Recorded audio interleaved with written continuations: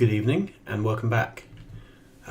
So since last time I've been making self-contained drone making areas for all the other things you need for science. I've been roughly ratioing it to 1,000 science packs a minute, but some of the builds I've rounded up or otherwise sort of filled up rows and things. I'm not going to tortuously go through the entire thing, but I thought I would go through some of the more interesting builds because I found some kind of fun quirks. So let's start off with a trivial thing, Cogs. So this is enough Cogs for 1,000 science a minute if you were to make all the Cogs centrally.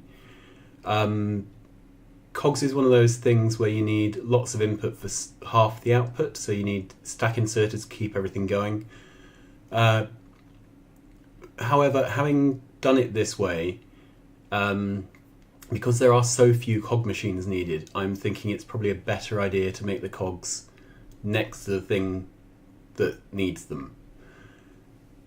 Having another set of trains buzzing around, dropping off cogs in all the right places, particularly when some of those places also take iron plates, seems a bit redundant. So I don't think I'm actually saving any traffic, and I obviously have to maintain an extra outpost to do this. And as you can see, there are hardly any machines here, so it seems not really worth the effort. Anyway, that's cogs. The other trivial one is pipes, which is only required for engines, and 2 pipe machines is more than sufficient for all the engines we require. And again, I think it probably just isn't worth the effort of making the pipes at a separate outpost. I think I'm just going to make them where the engines are. The engines themselves, that's a straightforward build. This is overkill by about half of one row. Engines take forever to make, so you can see they've got a fast inserter for materials and a slow inserter for product. There's nothing really to say about this. Engines are quite simple. They need pipes and gears and steel, and you can imagine that we could get this down to 2 incoming trains by just having steel and iron plate, and then making the pipes and the gears locally, which I think is one machine of each, possibly, yeah, about that. Plastic. Okay, so this was an entertaining one. This took a couple of hours with spreadsheets and things to work out. Let's zoom in. Okay, so I've made this double width. I only need one half of this, so either the left or the right wing, for 1,000 science a second, 1 rocket a minute. The second side, however, made sense to build at the same time. And I'm going to walk you through what's going on here, because this is kind of non-trivial. Okay, so each of the chemical plants has a slow inserter feeding it coal and a stack inserter putting out the plastic. For each unit of coal, you get 2 units of plastic. So you need more outgoing than incoming, and it turns out that the fast inserter is sufficient to feed it, but you need the stack inserter to empty it. Right, then the other thing it consumes is petroleum, which comes in on this line. However, because these machines are speed beaconed, you can only run between 10 and 12 plastic machines off the petroleum in a pipe before you drain the pipe. So the way I've split it is 10 machines, and we've got the same here at the top. 10 machines come in on a pipe. So as I say, we probably could have fed another couple of machines, possibly. There are 15 machines in a row here, all the way down. And I've just noticed these are misaligned to beacons, so I'm missing some productivity here. I will fix that off camera. Right, so what do we do next? Well, this is 10, leaving 5 left over. This means we could feed 5 here and the 5 on the other side off a second pipe. then we run this pipe up 2 rows, and this feeds this 5 and that 5. And then down here we need another 2 incoming pipes to feed this 10 and this 10. So this basically works. I will, as I say, realign the beacons because at the moment I'm getting not as much speed boost as I should do, so it's only plus 255%. It should be a lot more than that. However, the plastic output, let's see if I can find it, that's making 41k plastic a minute, which is not shabby. So once I fix the beacons, should be able to inch that up a bit further. But as I say, this was a bit non-trivial to get going because of feeding the petroleum into a partial row of plastic makers.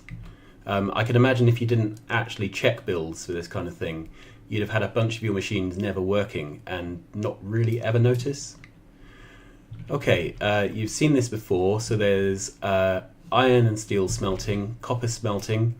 The copper smelting is 1 row longer because that happens to take it up to roughly the ratio for 1 rocket. So it's 2 of the iron ones at the slightly shorter depth and 1 of the copper. Okay. Here's a new area. So we're making ammo. This is for military science. And this build works. It's not absolutely perfect. Occasionally the machines will stall, but it's pretty close. And the intuition here is you can run 3 reds off 1 yellow. So we feed the yellow with a stack inserter, and it outputs to the left and to the right. These are also the requester chests for the red ammo. So each red ammo is pulling out of 1 requester chest. The requester chest requests all the raw materials and has put into it the yellow ammo. So very occasionally the yellow ammo gets pushed too far to the right, which means that the left box runs slightly low on ammo, which means one of these 2 machines on the left stalls. But it's not a big issue. You'll notice here I've loaded these up with speed mods. As these are end products, you can't productivity module them. Right, so then these 2 output into a box. This one outputs to the side into a box, and the eagle-eyed among you will have spotted that this now tiles. So if we were to drop down a repeat of this, let's make a repeat of the whole thing. Okay, then that shares the output box. It tiles along. So this is expandable to when you're doing 2, 3, 4, 5 rockets a minute. Okay, then this was an entertaining one to get going. So the furnaces, again, they're an end product, so you can't productivity boost them, but you can speed boost them. If you speed boost them, 1 stack inserter isn't enough to keep one of these machines running. So you need to provide it with 2 boxes coming in, feeding it with 2 stack inserters. So this is why there's this very stringy arrangement. However, this is exactly 1 wide, and again I've got the beacons misaligned, so I will fix this off camera. But by doing this with the 2 shared boxes and the 2 inserters, these machines are now kept running full speed, and 4 of these is sufficient. Okay, I can see there's a general task for me to go around checking all of the alignments on everything. So here we are. Grenades, they get fed with a stack inserter because they actually consume quite a lot of raw material. It's the coal on this one that actually is the bottleneck. But they produce very rarely, so a slow inserter to produce product is fine. So 6 of those is sufficient. This build took me quite a while to figure out. This is the mining drills. Mining drills are an absolute hog for raw materials. If we just look at what the chest is requested. Where are we? Come on, give me a... No, it's so drowned in drones, I can't get at it.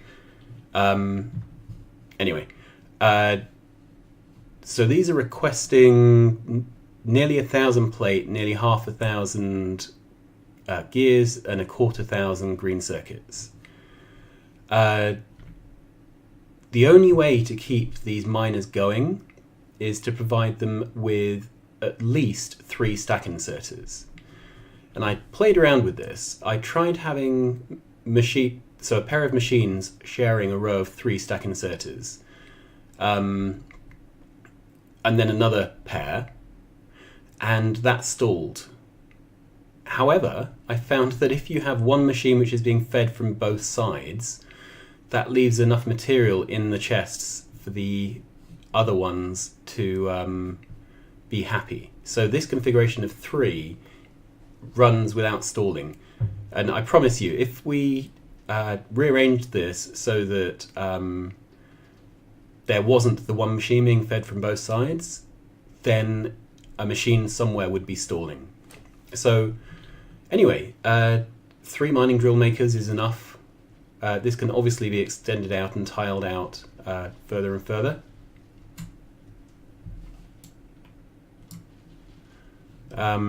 Electric engines is kind of trivial. You can see lots of slow inserters. It just takes forever to make. Gun turrets. Okay, this was another one where we needed to share inputs. In this case, 2 stack inserters feeding them is sufficient, and this basically runs fine. Okay, so I think that's everything. As I say, the plastic was entertaining. The throughput on the miners was a bit of a nightmare to figure out. I need to go through and check all the alignment on beacons. And then lastly, red circuits. This was a complete nightmare. So here we are with a red circuits set up, and this is about as big as I would want to make it. I can add one more row of machines on top and bottom if I need to. So normally it is 1 coil machine to 6 red circuit machines, but because everything is productivity boosted here, you need to have 1 coil to 8.4 red machines. So that's 9 in total, 1 plus 8.4. And the rows here are 15 machines wide. So absolutely none of these figures divide out nicely. So what I've ended up doing is interleaving 2 different types of rows.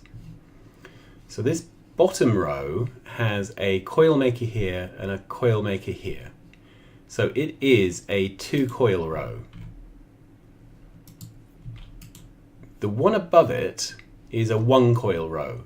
So this is 13.2, this is 14.1.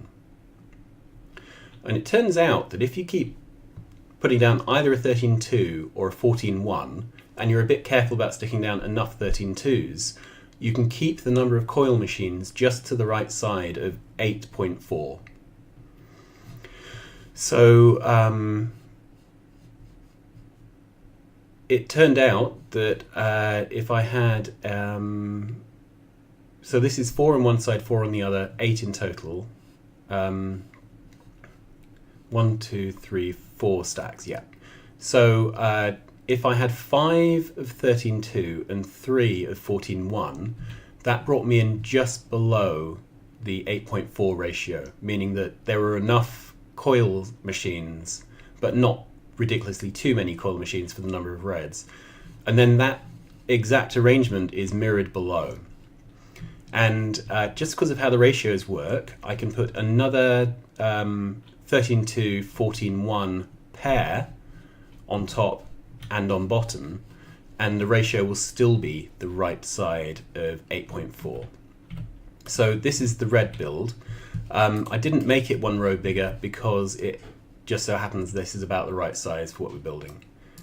That's it. So thanks for listening. I